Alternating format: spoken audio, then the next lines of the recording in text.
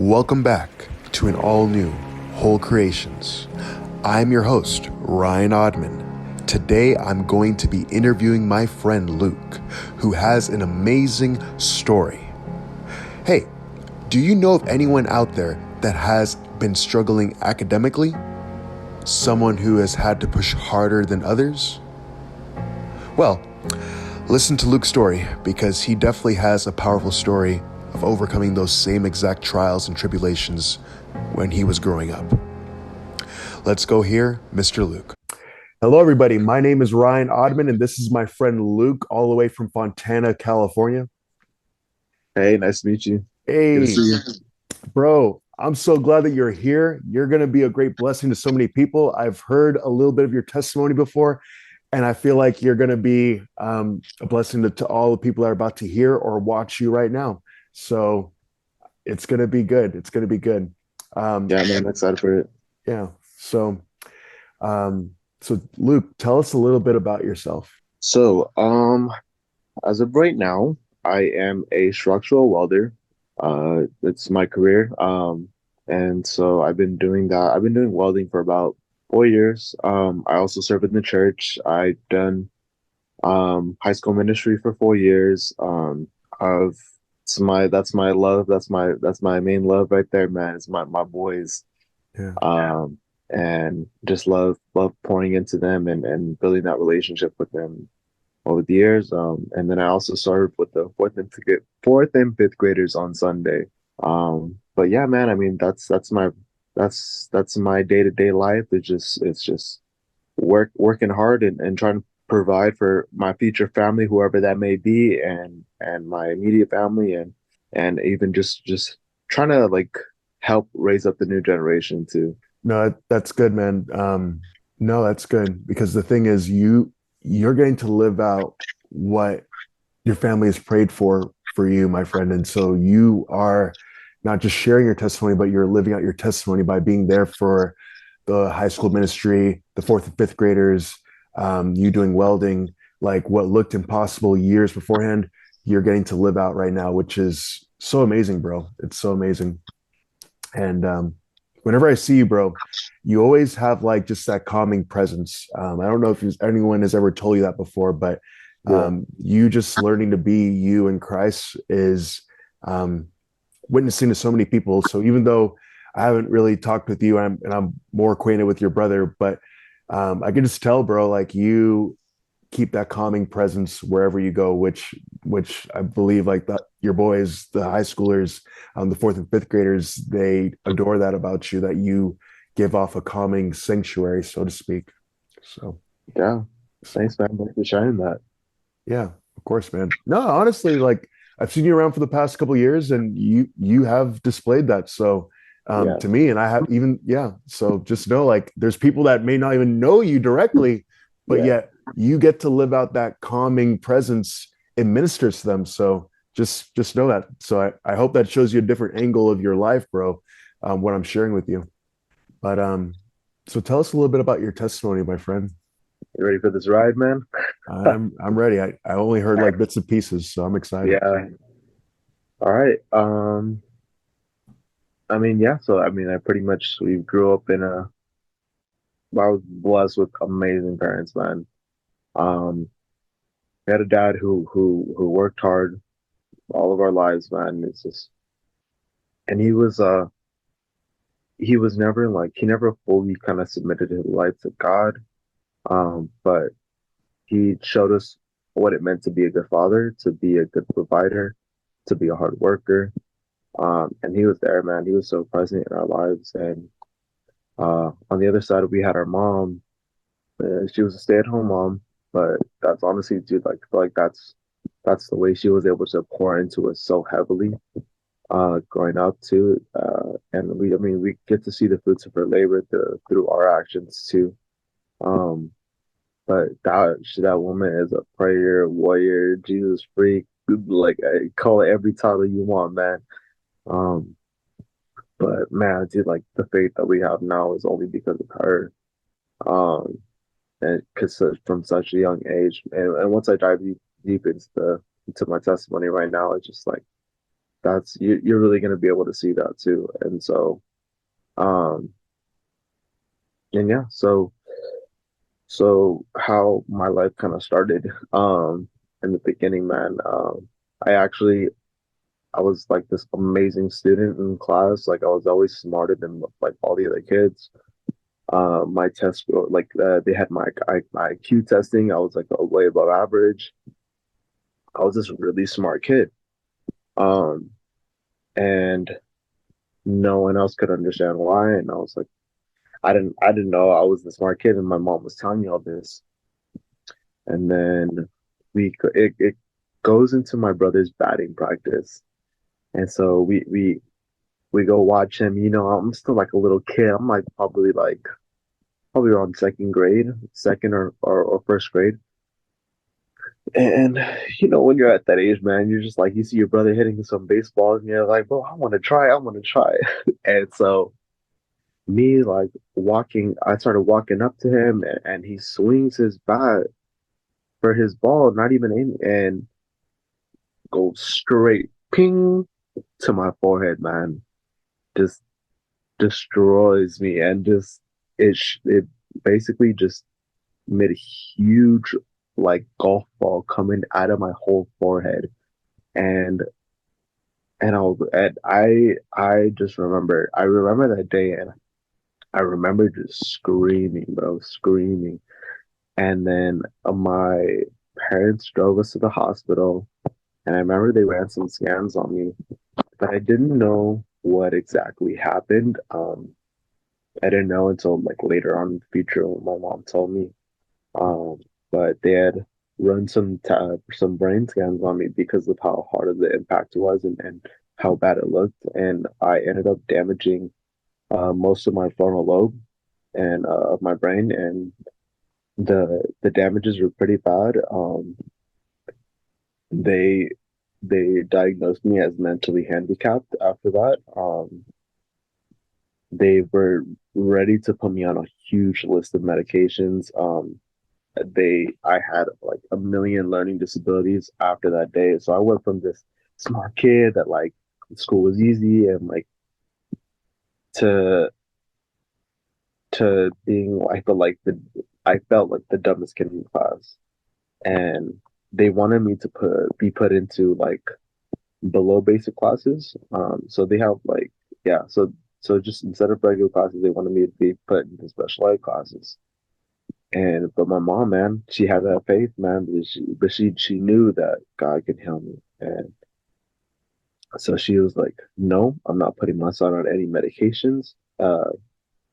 And she was like, I don't want him to be relying on anything. And she just knows like how bad like our family takes a lot of medications, and we've seen the effects on like especially like what Adderall and other things that can cause your body kind of just to not be at its best, especially later on in the future when your body starts becoming reliant on those certain chemicals. And so and just the damage kind of does to your internal organs too. So she was like, "No, I'm not putting him on any of that stuff."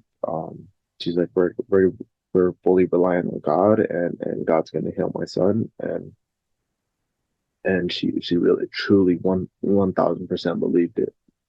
Um, and so yeah, and I mean, and me at that young age, man, like I didn't know like what I was going through. I didn't know any of like what she was talking to doctors, or I just went from school being easy, and then I was just being dumb, walked in front of my brother, got hit in the head with a bat.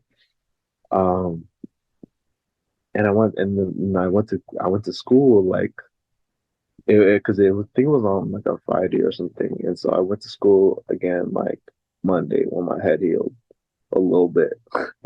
Uh, and I just like went in there. I was like, "What the heck, bro? I cannot understand the lesson." I was like, "What is going on?" I went from like this being easy all the time to being like really difficult. And so my mom had chosen to not put me in those special ed classes, and as another sign of like showing God like that faith. And she said, "Hey, you're gonna have to work hard. You're gonna have to work harder than everyone in that room." And I didn't understand what she meant. And I was like, okay. And I was like, oh, school's easy. So I went, started taking those classes, man, and I was just like, I like never felt so dumb in my life, man. And at that age, man, like it was tough and it was just really confusing. And I was like, what the heck, man? I don't remember obviously too much because I mean most people don't remember the whole life in first and second grade, but I remember one day exactly, like it was yesterday, man. Mm, Um, it was I had it was we used to do like this. It was like an assignment, like an award, if you were able to count to 100. Um, and you got like a little sign thing, and you got put up on the wall with the whole classroom. And I was the only kid that could not get it, man. And I was practicing so much. And I remember I went home and I'm like practicing with my mom, and I just started bawling my eyes out, man. And I was just like, I was like, Mama, I was like, why am I so stupid? Why, like, why am I made this way? And I was just bawling my eyes out, and I just like saw the tears in my mom's eyes, and all she told me was like, "You're not dumb." She was like, "This is just what God has put you through, and He's gonna make such a huge blessing out of this, and we just don't see it right now." She says, "But in the future, God's gonna use this to be able to really help people, and and God's really gonna heal you, and so." You are not stupid. You are not dumb. You are the Son of God, and I can do all things through Christ who strengthens me. And and so she was like, and yeah, it's school. It's really hard. It's really hard. And she was like, but she was like, you're gonna have to work harder than everyone else in that room, and because you are a smart boy. And that's what she told me, man. And it was just like crazy, kind of just like hearing that. And what's weird, man, is it just clicked in my head, and that's only God, bro. Like, bro, no kid in second grade is gonna understand that, man. But it's just like I really like God just made me understand it, and it was weird, bro. It was really weird, and it was just like I was just like, okay, like it wasn't even like I still don't understand. No, it was like I understood, and I really believed, like, okay, like then I guess amen. this is what God has for me. And so I was like, okay. And so did ever since that day, man, like I would do like even like I said, third, fourth grade, fifth grade, middle school. Dude, I was what took kids like for the homework, like 2 hours, 3 hours to finish. Dude, I was staying up to like 2 o'clock in the morning, 3 o'clock in the morning at those young ages too, trying to finish my homework because I couldn't understand it.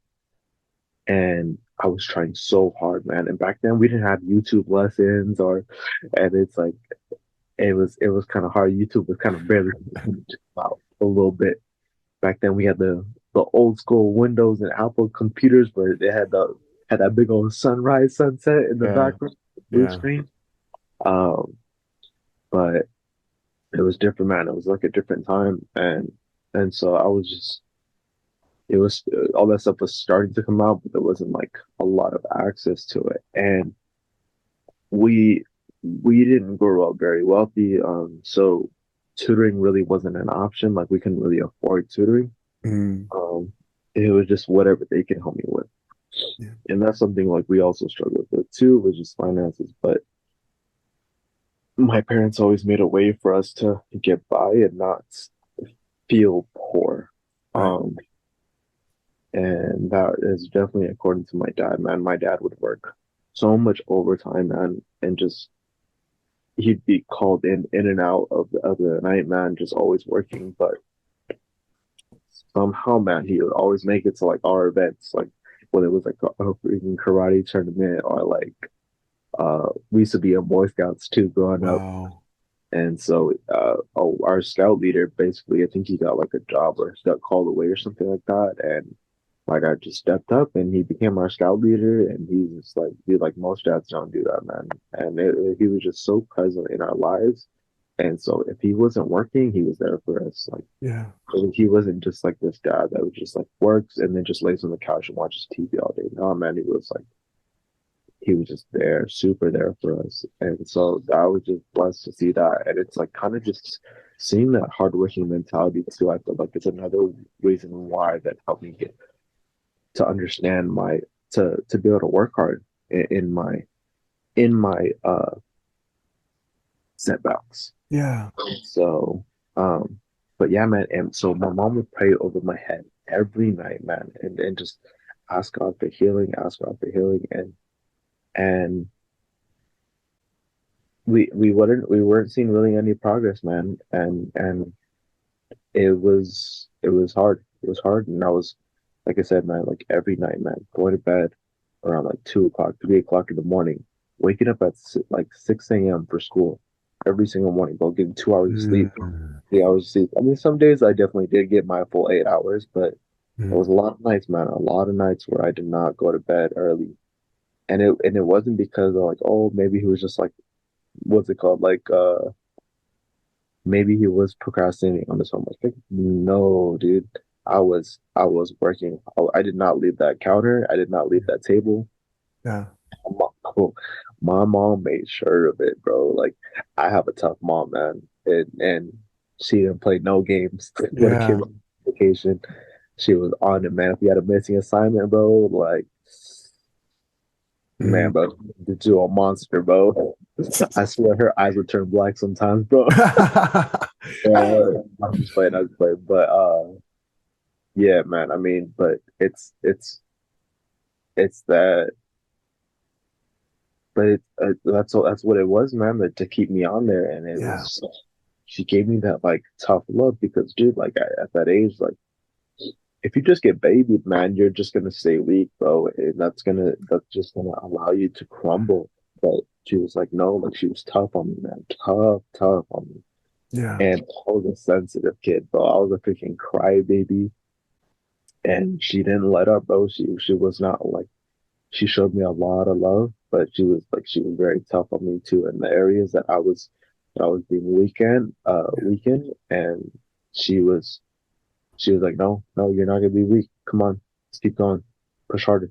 Yeah. And bro, like they'd be even like, and every time I did my homework too, it's not like she wasn't there, man. She was right there next to me, sitting with me, helping me do my homework, helping me understand it. Um, whatever she whatever she knew Yeah. whatever she could with. And she, bro, like I said, during those nights where it'd be like 2 o'clock, 3 o'clock in the morning, she'd be falling asleep. But as soon as she saw me starting to fall asleep, she'd be like, get up, get up. She's like, start doing some jumping jacks, start doing some jump. Mm. She would have me like go outside and run around the block real quick and run back Wow. in.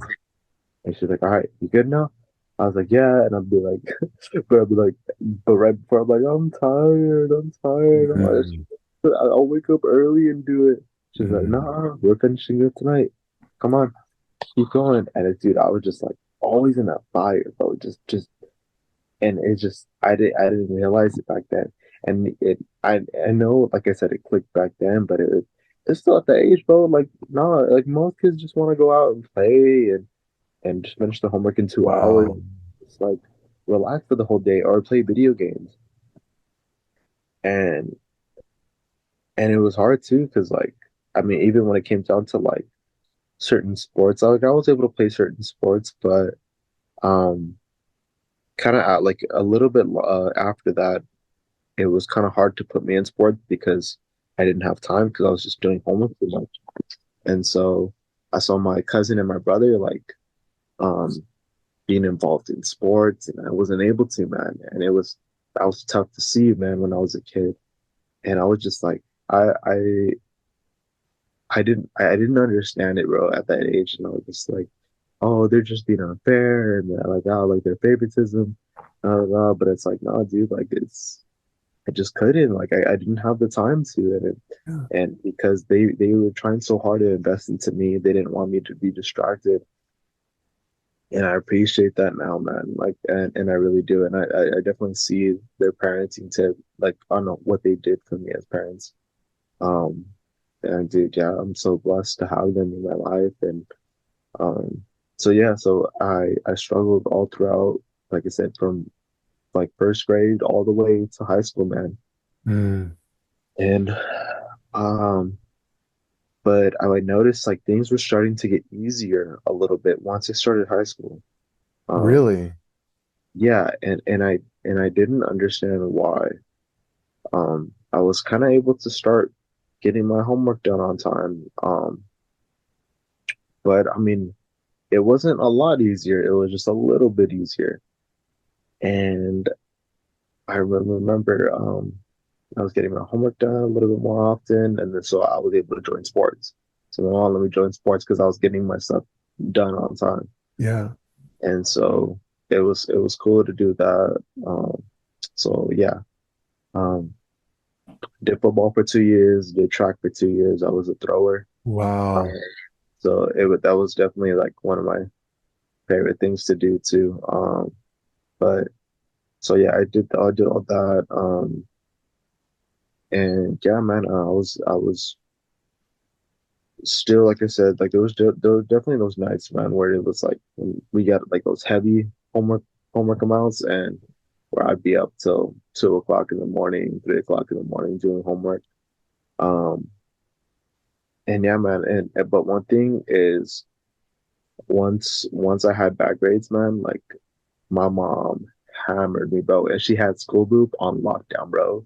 Most kids don't know what school loop is, bro, but Yeah. every time you had a missing assignment, my mom had to just pull it up and be like, as soon as I walked through the door, bro, or as soon as like she picked me up in the car, she's like, what's Mm. this? What's this? And bro, I'd be like, oh, like, oh, I turned it in. I don't know why it's missing over, bro. I was lying most of the time. But I was just trying to avoid her, like either getting yelled at, being scolded, and bro, yeah, it was. I hated school, bro. That was my number one enemy, man.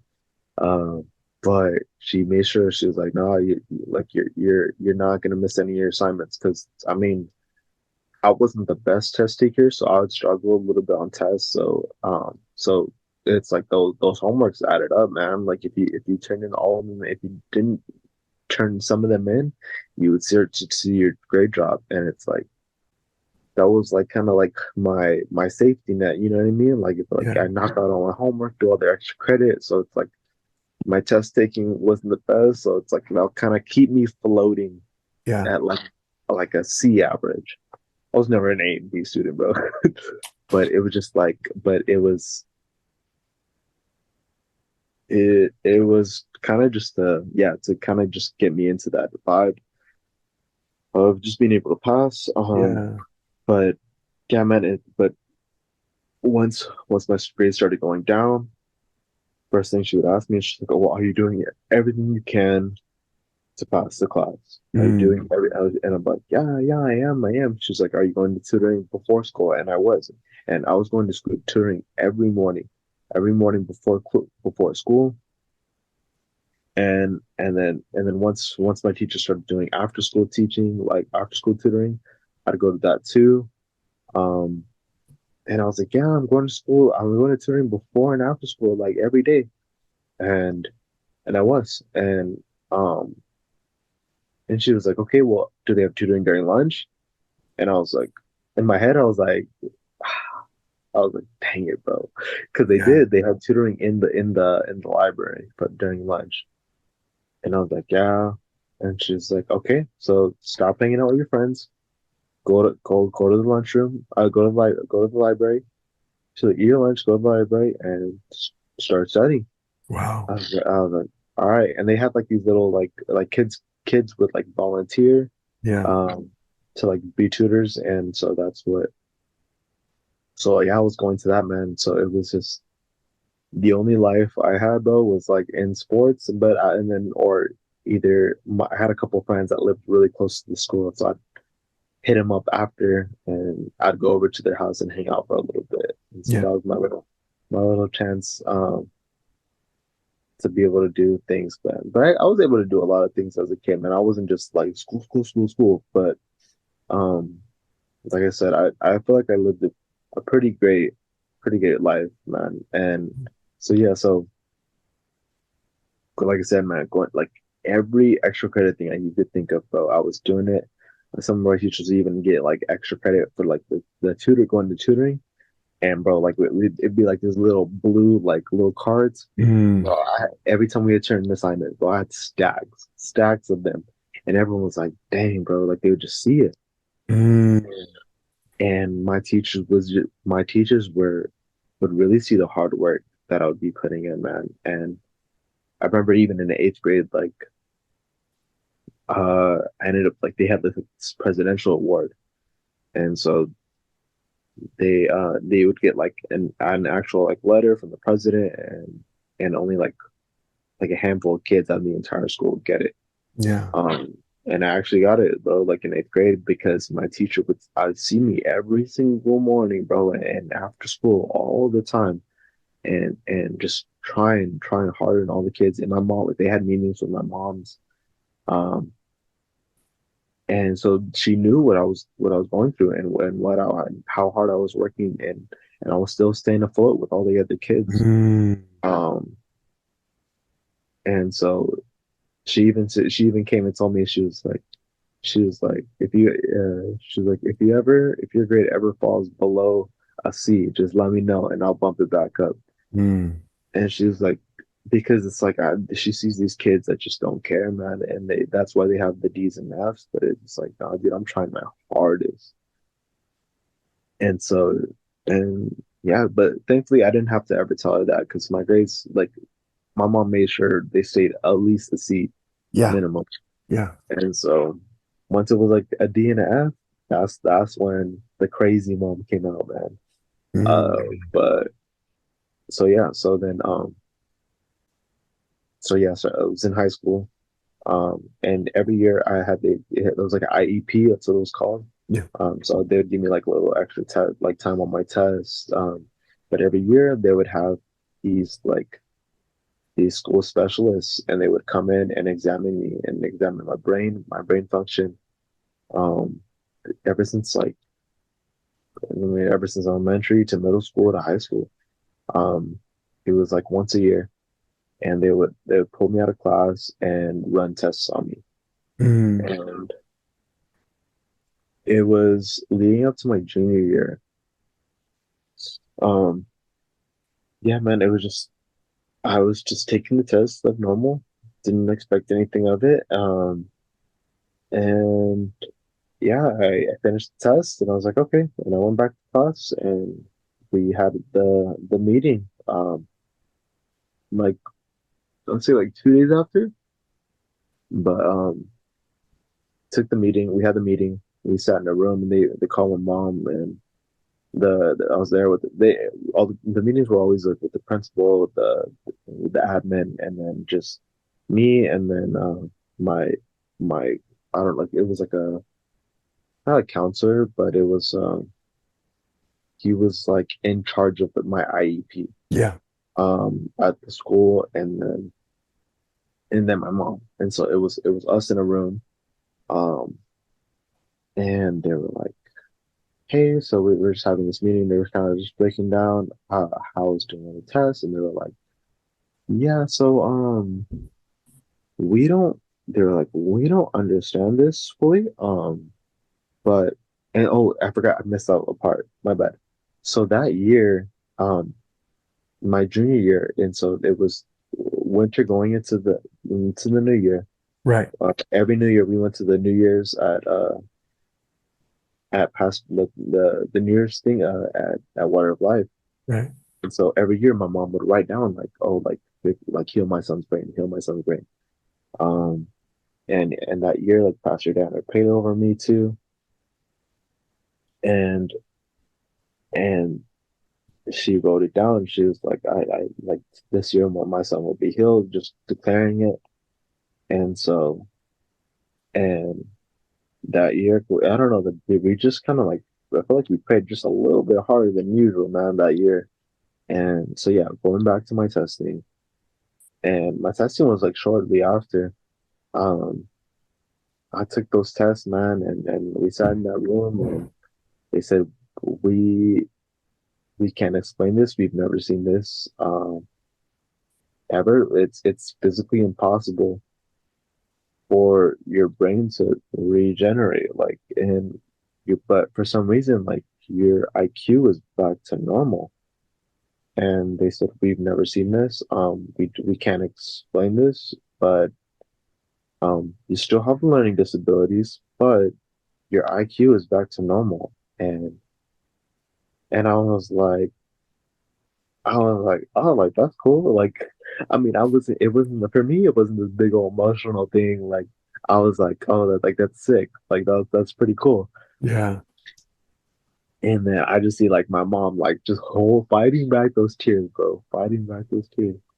And it was kind of cool to see. And they were like, this like literally it really isn't it's not possible for this to happen. And then my mom said, yeah, it is. Yeah, it is.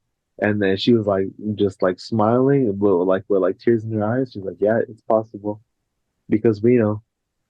And then she just looked at me with she was like, we know. And then and I was like, yeah, I know. And then I was just like, Thank you again so much for watching or listening to an all new Whole Creations episode. We will resume with part 2 next week, April 17th. Be on the lookout for an all new Whole Creations.